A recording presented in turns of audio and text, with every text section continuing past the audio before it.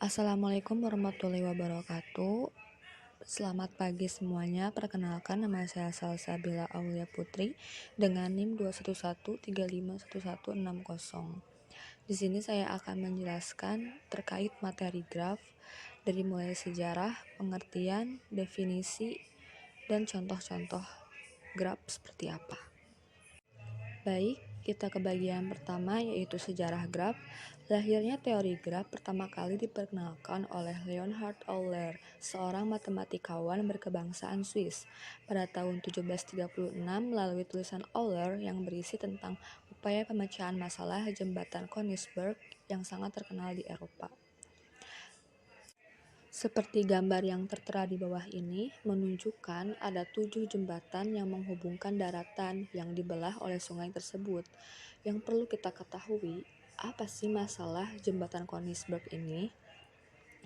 Masalahnya adalah apakah mungkin melalui ketujuh buah jembatan itu masing-masing tepat satu kali dan kembali lagi ke tempat semula? Karena sebagian penduduk kota sepakat bahwa memang tidak mungkin melalui setiap jembatan itu hanya sekali dan kembali lagi ke tempat semula keberangkatan. Tetapi mereka juga tidak dapat menjelaskan mengapa demikian jawabannya kecuali dengan cara coba-coba. Dan pada akhirnya, orang pertama yang berhasil menemukan jawaban dari masalah itu adalah Leonhard Euler. Ia dapat melakukan pembuktian yang sederhana dengan memodelkan masalah ini ke dalam graf. Jawaban yang dikemukakan oleh Euler adalah orang tidak mungkin melalui ketujuh jembatan itu masing-masing satu kali dan kembali lagi ke tempat asal keberangkatan jika derajat setiap simpul tidak seluruhnya genap. Selanjutnya, pengertian graf. Graf digunakan untuk mempresentasikan objek-objek diskrit dan hubungan antara objek-objek tersebut, sehingga secara sederhana, graf didefinisikan sebagai kumpulan titik yang dihubungkan oleh garis-garis atau sisi. Secara sistematis, graf didefinisikan sebagai pasangan himpunan atau V, E, atau bisa ditulis dengan notasi G sama dengan buka kurung V, E tutup kurung, yang dalam hal ini V adalah himpunan tidak kosong dari simpul-simpul atau vertis atau node, dan E adalah himpunan sisi atau edge atau arcs yang menghubungkan sepasang simpul. Adapun definisi yang menyatakan bahwa V tidak boleh kosong, sedangkan E boleh kosong. Jadi, sebuah graf dimungkinkan tidak mempunyai sisi satu buah pun, tetapi simpulnya harus ada, minimal satu. Graf yang hanya mempunyai satu buah simpul tanpa sebuah sisi pun dinamakan graf trivial.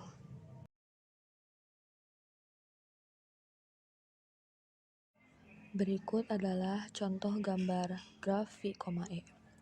V titik 2 sama dengan 1,2,3,4. E dinotasikan sebagai himpunan sisi, yaitu ada E1, E2, E3, E4, E5, E6, E7, dan E8. Dapat dilihat bahwa graf di atas mempresentasikan pasangan terurut, yang menjadikan grafnya adalah G sama dengan E1 sama dengan 1 dan 2, E2 2 dan 3, E3 1,3, E4 1,3, E5 2,4, E6 3,4, E7 3,4, dan E8 Contoh berikut pada gambar G2, sisi E3 sama dengan 1,3 dan sisi E4 sama dengan 1,3. Kalau seperti ini dinamakan sisi ganda karena sisi E3 dan sisi E4 menghubungi dua simpul yang sama, yaitu simpul 1 dan simpul 3. Sedangkan G3 sisi E8 sama dengan 3,3 dinamakan gelang atau kalang karena ia berawal dan berakhir pada simpul yang sama. Berikutnya dua kategori graf, sederhana dan tak sederhana. Berdasarkan ada tidaknya gelang atau sisi ganda pada suatu graf, maka secara umum graf dapat digolongkan menjadi dua jenis. Satu, graf sederhana atau simple graph. Graf yang tidak mengandung gelang maupun sisi ganda dinamakan graf sederhana. Contoh pada gambar di bawah ini. Simpul menyatakan komputer, sedangkan sisi menyatakan saluran telepon untuk berkomunikasi. Saluran telepon dapat beroperasi pada dua arah. Pada graf sederhana, sisi adalah pasangan tak terurut atau unordered pairs. Jadi, menuliskan sisi yaitu bisa dinotasikan U dan V, sama saja dengan V dan U. Kita juga dapat mendefinisikan graf sederhana yaitu dengan G sama dengan V, E, terdiri dari himpunan tidak kosong simpul-simpul, dan E adalah himpunan pasangan tak terurut yang berbeda dengan disebut sisi. Yang kedua, graf tak sederhana atau unsimple graph. Graf yang mengandung sisi ganda atau gelang dinamakan graf tak sederhana atau unsimple graph. Ada dua macam graf tak sederhana, yaitu graf ganda atau multigraph dan graf semu atau pseudograph. Yang pertama, graf ganda adalah graf yang mengandung sisi ganda yang menghubungkan sepasang simpul bisa lebih dari dua buah. Contohnya pada gambar di bawah ini, sisi ganda dapat diasosiasikan sebagai pasangan tak terurut yang sama. Kita juga dapat mendefinisikan graf ganda dengan G sama dengan V, E, terdiri dari himpunan tidak kosong simpul-simpul, dan E adalah himpunan ganda atau multiset yang mengandung sisi ganda. Pada jaringan telekomunikasi, sisi ganda dapat diandaikan sebagai saluran telepon tambahan apabila beban komunikasi data antar komputer sangat padat. Berikutnya graf semu. Graf semu adalah graf yang mengandung gelang atau loop. Sisi gelang pada G3 dapat dianggap sebagai saluran telepon tambahan yang menghubungkan komputer dengan dirinya sendiri atau mungkin untuk tujuan diagnostik. Graf semu lebih umum daripada graf ganda karena sisi pada graf semu dapat terhubung ke dirinya sendiri. Jumlah simpul pada graf kita sebut sebagai kardinalitas graf dan dinyatakan dengan N sama dengan nilai mutlak V, dan jumlah sisi kita nyatakan dengan M sama dengan nilai mutlak E. Pada contoh di atas, G1 mempunyai N sama dengan 4 dan M sama dengan 4, sedangkan G2 mempunyai N sama dengan 3 dan M sama dengan 4. Selanjutnya, berdasarkan orientasi arah pada sisi, maka secara umum graf dibedakan atas dua jenis. Yang pertama, graf tak berarah atau undirect graph. Graf yang sisinya tidak mempunyai orientasi arah disebut graf tak berarah. 3 buah graf pada gambar 2 adalah graf tak berarah. Yang kedua, graf berarah atau direct graph atau digraph. Graf yang setiap sisinya diberikan orientasi arah disebut graf berarah. Berikut adalah contoh graf berarah. Adalah graf berarah. Bagian A merupakan gambar graf berarah dan bagian B merupakan gambar graf ganda berarah. Berikutnya jenis-jenis graf dan cirinya. Yang pertama ada graf bidang. Graf bidang merupakan representasi dari graf planar yang digambarkan dengan sisi-sisi yang tidak saling berpotongan. Graf ini merupakan graf planar yang sudah tergambar tanpa sisi-sisi yang berpotongan. Jadi graf ini tergambar tanpa sisi-sisi yang berpotongan atau sisinya tidak terpotong. Yang kedua, graf sederhana. Graf sederhana merupakan graf yang tidak mengandung gelang maupun sisi ganda. Pada graf ini, sisi merupakan pasangan tak terurut, sehingga jika menuliskan sisi bisa dinotasikan U, V, sama saja dengan V, U, dan G sama dengan V, E, terdiri dari himpunan tidak kosong simpul-simpul, dan E adalah himpunan pasangan tak terurut yang berbeda yang disebut sisi. Yang ketiga, graf lengkap. Graf lengkap ialah graf sederhana yang setiap simpulnya mempunyai sisi ke semua simpul lainnya. Sebuah graf lengkap dengan N buah simpul dilambangkan dengan Kn. Setiap simpul pada Kn berderajat N dikurangi 1 sehingga jumlah sisi yang ada adalah N dalam kurung N kurang 1 per 2. Yang keempat, graf bipartit. Graf bipartit merupakan sebuah graf G yang himpunan simpulnya dapat dikelompokkan menjadi dua himpunan, bagian V1 dan V2. Sedemikian sehingga setiap sisi di dalam G menghubungkan sebuah simpul di V1 ke sebuah simpul di V2. Dengan kata lain, setiap pasang di simpul V1 atau demikian pula dengan simpul-simpul di V2 tidak bertetangga. Yang kelima, graf terhubung. Suatu graf disebut sebagai graf terhubung apabila untuk setiap pasang simpul U dan V di dalam himpunan V besar terdapat lintasan dari U ke V yang juga harus berarti ada lintasan dari V ke U. Jika tidak, maka G disebut graf tak terhubung atau disconnect graph.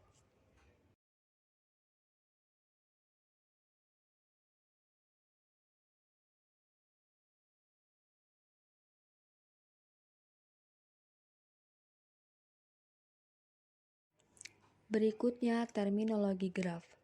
Terminologi atau disebut juga istilah yang berkaitan dengan graf. Di bawah ini didefinisikan beberapa terminologi yang sering dipakai. Contoh pada gambar graf di bawah ini akan digunakan untuk memperjelas terminologi yang kita definisikan. Ketiga buah graf ini adalah graf tidak berarah. Adapun contoh-contoh terminologi graf. Yang pertama, ketetanggaan. Dua buah simpul dikatakan bertetangga bila keduanya terhubung langsung dengan sebuah sisi. Dengan kata lain, U bertetangga dengan V jika U, V adalah sebuah sisi pada graf G. Bisa dilihat contoh di bawah ini, simpul 1 bertetangga dengan simpul 2 dan 3, sedangkan simpul 1 tidak bertetangga dengan simpul 4.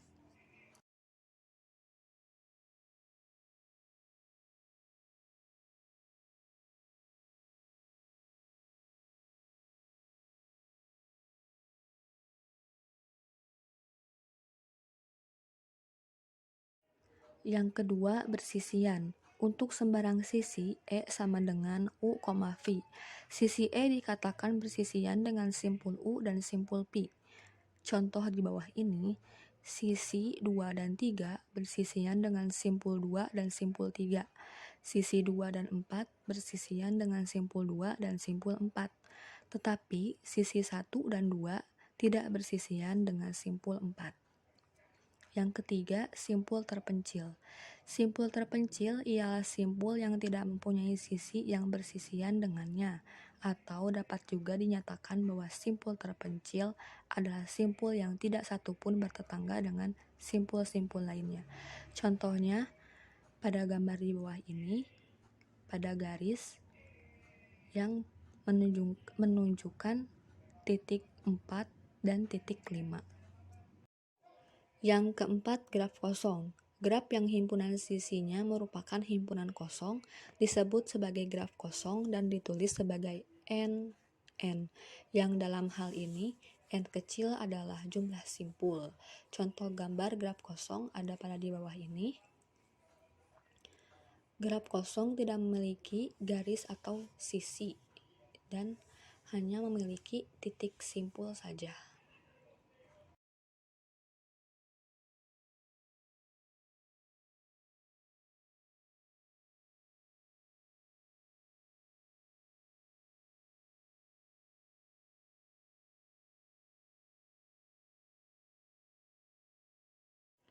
Yang kelima, derajat.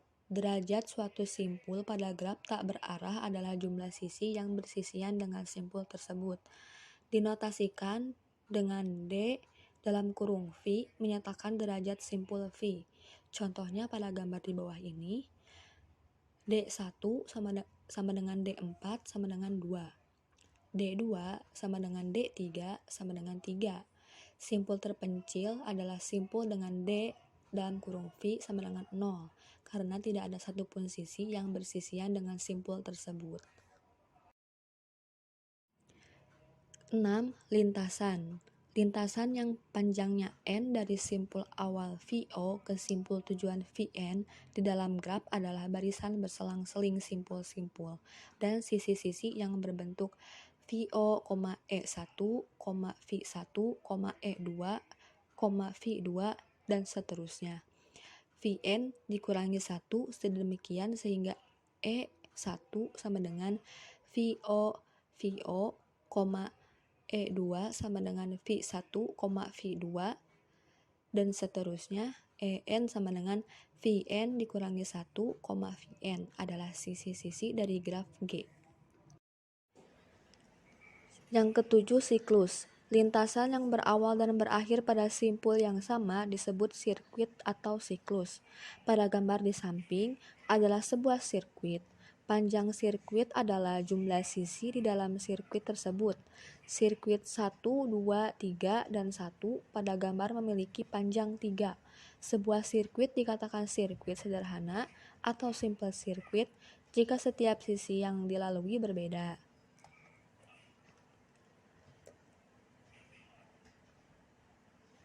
Yang kedelapan, terhubung.